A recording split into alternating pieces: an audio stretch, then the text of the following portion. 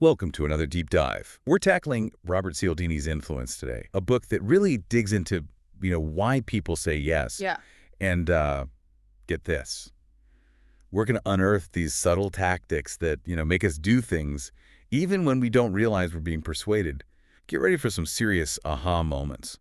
What Cialdini does so well is he exposes how much we function on autopilot, especially these days with the crazy pace of everything. Our brains crave these shortcuts, and that's fine usually. But the thing is, it leaves us wide open to, some pretty calculated tactics. It's like our brains are running on these pre-programmed scripts. Cialdini even calls them click-or responses. Like that knee-jerk reaction you have when... Oh, I know exactly what you mean. Like when you see one of those one-line articles and it claims to have the secret to getting ripped abs. Yes, or he gives this crazy example about mother turkeys. Okay, so you know how they have that instinctive reaction to the cheep-cheep sound of their baby chicks, right? Right. Well, scientists actually tricked them. They got these turkeys to mother a stuffed polecat. What? Yeah, just by playing those sounds. No way! That's wild. They responded to that cheep-cheep, even though it made zero sense. And here's the kicker. We do the same thing. Oh, all the time. Think about it like, have you ever jumped back from a garden hose because for a split second you thought it was a snake? Oh my gosh, yes. All the time. It's click-whir, and it's usually helpful, but yeah. It definitely leaves us open to, some manipulation. Okay, that's both fascinating and a little creepy. So how about some concrete examples? How are we being played by these click-whir responses? All right, well, let's dive into Cialdini's first principle of persuasion, reciprocity. He argues that we are basically hardwired to return favors, even if we never asked for them in the first place. Okay, so like when you get that free gift in the mail, it always makes you feel like you have to donate, even if you've never heard of the charity. Exactly. Or those free samples at the grocery store. Yeah. They're banking on that. Cialdini talks about this study where they sent Christmas cards Oh, yeah. to complete strangers. And get this, a surprising number of them actually sent cards back. You're kidding. Nope. Even though they had no clue who this guy was. Wow, that's incredible. So even small uninvited favors can trigger this feeling of obligation. Absolutely. Cialdini gives this great example of the Hare Krishna Society back in the 70s. You familiar? Yeah, vaguely. They used to give out flowers at airports, creating this sense of like, I owe you one, and the people who took them made them much more likely to donate. It was really effective, but I think they eventually moved away from it because people started to, feel a little manipulated. Interesting. So there's a fine line between a genuine gift and a calculated tactic. Exactly. And to really drive that home, Cialdini tells this incredible story about a German soldier during World War I. Picture this at the trenches, total chaos. This soldier, he surprises an enemy soldier, even disarms him. Oh, wow. But here's the twist. The captive soldier, he offers his would-be captor some of his bread. Oh. The German soldier was so overwhelmed by this totally unexpected act of, kindness, I guess, that he couldn't bring himself to capture the other soldier, let him go, return to his own side empty-handed. That's powerful. Talk about the power of reciprocity in the most extreme circumstances. Makes you think how often we probably encounter this principle without even realizing it. And you know what? That actually reminds me of Cialdini's next principle, commitment and consistency. That one feels especially relevant to, everyone. Right. It all comes down to this desire to appear consistent with our past actions, right? Even if those actions were no big deal. We hate to feel like hypocrites, so we stick to commitments, even if the initial, reason we made them is long gone. So you say we'd rather be consistent than right, basically. Pretty much. It's like Cialdini uses this example, kind of a funny one, actually, of how toy companies use this. They go big with advertising before Christmas, right? Creating this massive demand for certain toys. Oh, I see where you're going with this. Parents promise their kids these, must-have toys, but then the companies, they purposely don't send enough to the stores. Parents are stuck buying other toys, fulfilling their promise. But then what happens in January? Those special toys are magically back on the shelves and the kids are begging for them. Bingo. They already got you to commit, and now they cash in on your need to stay consistent. Double dip right into your wallet, thanks to the principle of commitment and consistency. But it gets even deeper than toys. This principle, it affects our self-image, even our beliefs. You're totally reminding me of that example he uses, the one about the Chinese POW camps during the Korean War. Ah, yes.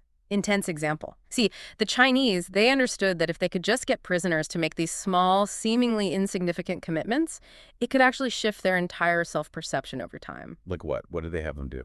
They'd start simple, like just copying a pro-communist statement, something small. Then slowly, gradually, they'd escalate the requests. So it's like a slippery slope of commitment. Precisely. And those small acts, especially when they were made public, created this sense of inner responsibility. The prisoners would start acting in ways that align with these new self-perceptions. And not because they were being forced to, but because they didn't want to appear inconsistent, even to themselves. It's like those small commitments, they kind of snowball into these self-fulfilling prophecies. Yeah. Like they change their behavior a bit and then boom, it's something much bigger. Fascinating and kind of scary at the same time, don't you think? Yeah, for Yeah. sure. And it just shows how this principle can be used for good or, not so good things. The main takeaway, I think, is that we got to be aware of those initial commitments we make, especially the ones we make publicly, where other people can hold us accountable. Yeah, totally. It's almost like we feel this need to live up to the image we've put out there for the world to see, even if that image wasn't even our intention to begin with. Absolutely. And that brings us to Cialdini's next principle, social proof. This one's all about the power of the crowd. Basically, we're way more likely to do something if we see other people doing it, especially if those people are like us in some way. It's another one of those shortcuts our brains love. Oh, totally. It's like that classic line, if all your friends jumped off a bridge. Right. But on a more serious note, think about those times when you're not sure what to do. Maybe it's a restaurant with a menu you can't even pronounce half the stuff on. Or you're at some event where everyone seems to know the rules except you. What's your instinct? You look around to see what everyone else is doing. At least that's what I do. Exactly. We assume the people around us, they've got more information than we do. And this instinct, it gets even stronger in situations where things are unclear, Like, the more uncertain we feel, the more we tend to rely on everyone else to show us what to do. Makes sense. But how does this, translate into someone actually trying to persuade us to do something? Think about laugh tracks on TV shows. Like, we all know they're fake, right? Often Yeah. annoying. It's so annoying. But they work. Studies show that hearing other people laugh, even a recording, it makes us think what we're watching is funnier. So they're basically hijacking our social instincts. Yeah, you could say that.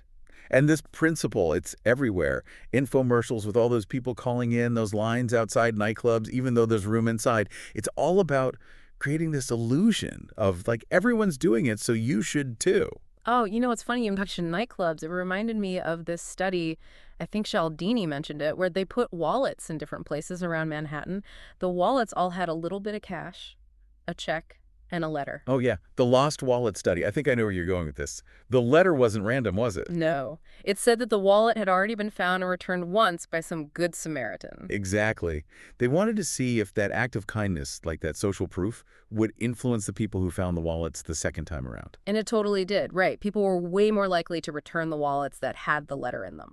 Exactly. It goes to show just seeing someone else do the right thing can have a huge impact on our own behavior. That's really interesting. But so far, it all seems pretty harmless, Are there, darker sides to this principle? Unfortunately, yes. And Cialdini, to his credit, he doesn't shy away from the tough stuff. He actually uses the example of the Jonestown mass suicide to show us just how extreme the influence of social proof can get. Imagine being in a completely foreign place, far from home, with no familiar faces, and everyone around you seems to be following the same leader, no questions asked. Yeah, that's a lot of pressure. Right. And that uncertainty, combined with the feeling that everyone's in agreement, it can be incredibly powerful, sometimes even leading to things we never thought possible. That is a chilling thought. It really makes you realize how important critical thinking is, especially when it seems like everyone around you is on the same page. Absolutely. We can't just shut off our brains and go with the flow, even if it feels easier in the moment. And that actually leads us perfectly into Cialdini's next principle, liking. Okay, so this one seems pretty straightforward. We're more likely to say yes to people we like. But I have a feeling there's more to it than that. You're right. Cialdini goes way beyond just being nice. He gets into all these subtle cues that actually make us like someone.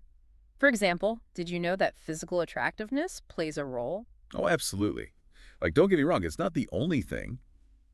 but it definitely matters. Right. Cialdini points out that we tend to automatically assign positive qualities to people who are good-looking. Like we assume they're smarter, more honest, more trustworthy, all because of how they look. It's like that whole halo effect thing, right? Their attractiveness kind of spills over into every other area. And don't even get me started on how much advertisers use this. Oh, yeah, they're all over it. That's why they use models in ads. They're hoping some of that likability rubs off on their product. Exactly. But it's not just looks, right? Definitely not. Similarity is another big factor. We tend to gravitate toward people who are similar to us, whether it's their background, what they believe, even just their hobbies. It's like this instant connection, this feeling that we're on the same wavelength. I bet salespeople use that one all the time. All the time. They might try to find some common ground with a potential customer, maybe ask about hobbies, or even just subtly mirror their body language. It's all about building that rapport, establishing that connection that goes beyond just buying or selling something. It's like that classic good cop, bad cop routine. The good cop seems like the nicer one, not because they actually are, but because they're more understanding than the bad cop. They listen. Exactly. And they're playing on our natural tendency to respond to kindness and understanding. You know what else Cialdini talks about that's a brilliant example of this? What's that? Tupperware parties. Oh, classic. You're at your friend's house, surrounded by people you know, and there's that unspoken pressure to buy something because, well, it's your friend, right? Right. It's like this perfect storm of liking, reciprocity, and social proof all rolled into one. You like your friend, you feel obligated because they invited you, and then you see everyone else buying. And boom, you're reaching for your wallet. It's kind of genius, really. It's true. They tap into this whole network of psychological triggers all working together to influence your decision. Amazing. Exactly. It shows how these principles can work in tandem, making them even more powerful. And speaking of power, that takes us to Cialdini's next principle, authority. Oh, yeah. This one's huge. It's about our tendency to do what we're told, even when it goes against our better judgment, all because someone we see as an authority figure told us to do it. Exactly. Cialdini talks about the Milgram experiment. You familiar? Yeah, definitely. Wasn't that the one where they had people giving other people electric shocks? That's the one. It was a famous experiment that showed just how far people are willing to go when an authority figure tells them what to do. Yeah, pretty disturbing stuff, to be honest.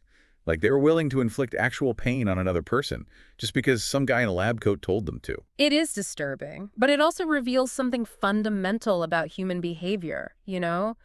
We are hardwired to obey authority, and honestly, we need that to some extent. It's how society functions. We need to follow rules, respect the law, trust the people in charge. But that same instinct can be used against us, right? Oh, absolutely. Think about all the ads with doctors and scientists in them telling us what to buy.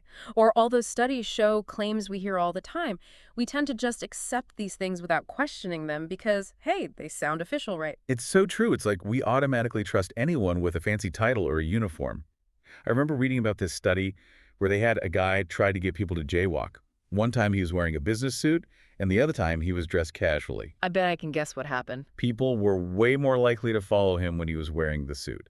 Not surprised. It's like we automatically associate those clothes with authority, and boom, we follow along. It's like they say, clothes make the man or woman. But, knowing how easily we can be swayed by these symbols of authority, how do we protect ourselves? How do we know when to, question? That's the million-dollar question. Cialdini suggests asking ourselves two questions when we come face-to-face with an authority figure. One, is this person actually an expert? Like, do they really know what they're talking about? And two, how truthful can I expect them to be? So basically, don't just blindly take their word for it. Look into their background a little, consider their motives, and trust your gut. Exactly. If something feels off, there's a good chance it is. And that, my friend, takes us to Cialdini's final principle. Scarcity. Ah, scarcity. This one's all about wanting what we can't have. We see it everywhere, right? Limited time offers, those exclusive deals. It's like they're tapping into something deep in us. Oh, they are. Scarcity, it creates this sense of urgency, like gotta have it now. If something's rare or hard to get, we automatically think it's more valuable. Even if it isn't really. Exactly. Cialdini talks about this study where people rated cookies from two jars. One was almost empty, the other one was full. Wait, hold on. They rated cookies. Okay, I'm listening, but I think I know where this is going. You got it. The cookies from the almost empty jar, they were rated as way more desirable, even though they were exactly the same as the others. See? I knew it. It's like our brain is saying, get it before it's gone. We see it with those limited edition products, those one-day-only sales. That fear of missing out is strong. Cialdini calls it reactance. It's that pushback we feel when someone's trying to control what we can and can't have. And it's not just about stuff either. Information, opportunities, even relationships. You know that Romeo and Juliet effect he talks about? Oh yeah, that parental disapproval actually makes the romance seem even stronger. Right. The more someone tries to limit our choices, the more we want the thing we can't have. It's like that whole forbidden fruit thing. It's so true. So how do marketers use this? Oh, they're all over it. They use it to create that sense of urgency and exclusivity.